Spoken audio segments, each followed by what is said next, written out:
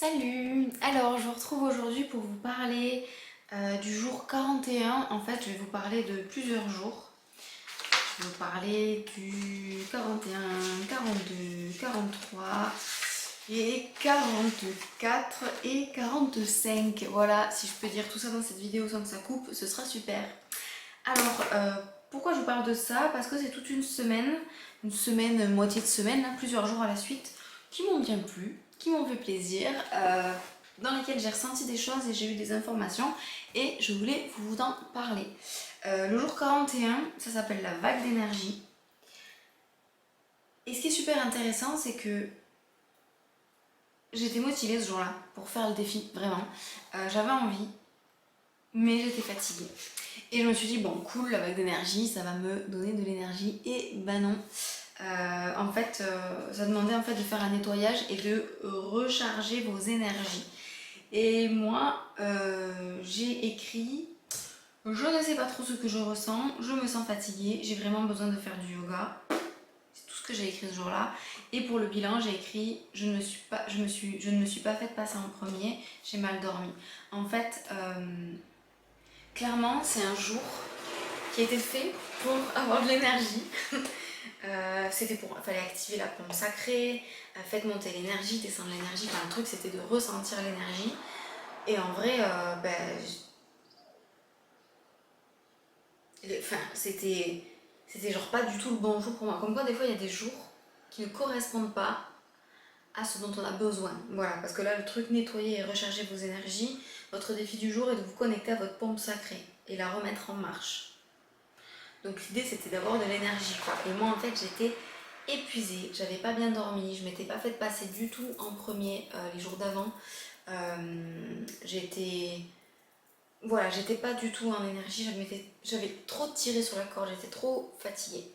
Et en fait, ce que m'a appris ce défi, ce que m'apprend ce défi en fait, et le bon côté de faire un défi comme ça un peu tous les jours, qui est très connecté au corps, c'est que dans mes succès ce jour-là, j'ai compris le message de fatigue de mon corps.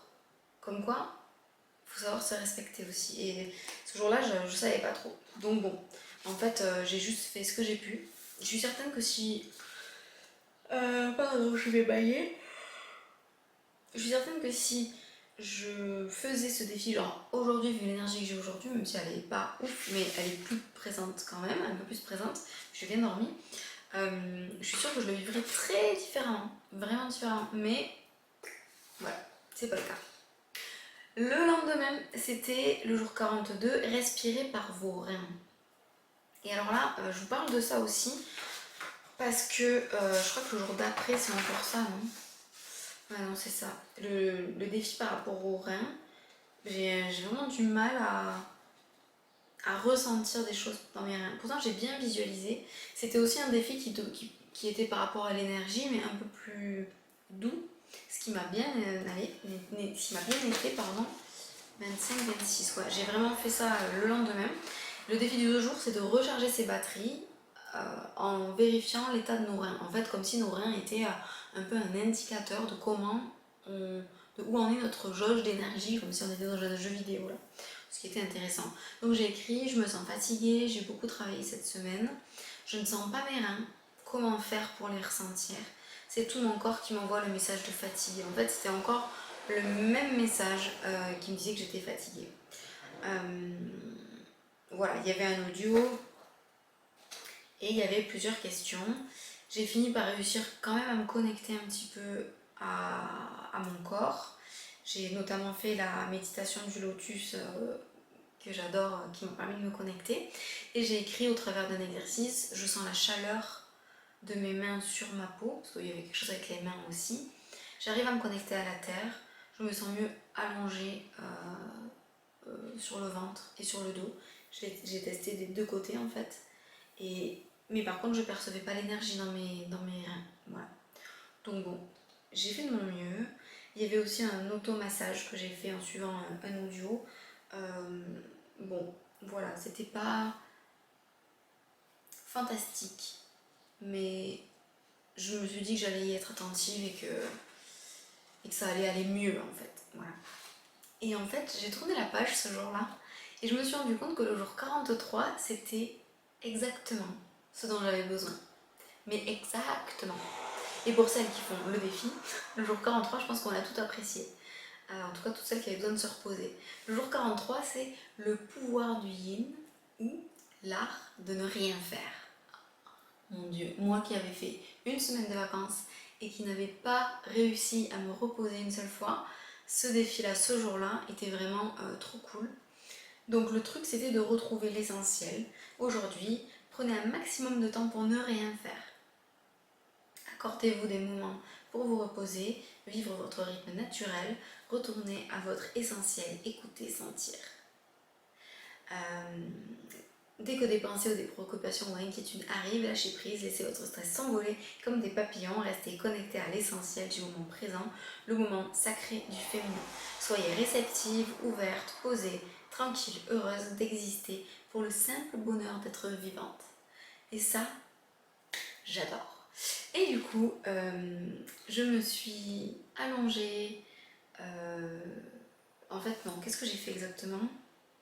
Oui, ça demandait qu'est-ce que ça signifie pour moi de rien faire. Pour moi, de rien faire, c'est clairement m'allonger quelque part, que ce soit dans une pièce comme là, ici, ou alors dehors, et observer ce qu'il y a au plafond ou au ciel. Autre chose qui correspond pour moi à ce genre d'activité de détente complète, c'est d'observer mon chat ou de le caresser, ou alors d'observer quelque chose de la nature. Une plante, une fleur, une feuille, une fourmi, une guêpe, une abeille, des oiseaux, peu importe. Et voilà, ça nous suggérait aussi de coller peut-être une image de fleurs qui nous parle et qui nous représente. Et moi je suis incapable de choisir une fleur, je connais pas mes fleurs préférées, j'ai des doutes. Donc voilà, c'est ce que j'ai écrit. Et puis ensuite il y avait aussi un audio à faire où on s'allonge et où on sent... ça s'appelle le chemin de l'eau, voilà, c'est très très yin, c'est très très doux, c'est très très calme et c'était hyper agréable de faire ça. J'ai marqué que c'était à faire et à refaire, c'était super.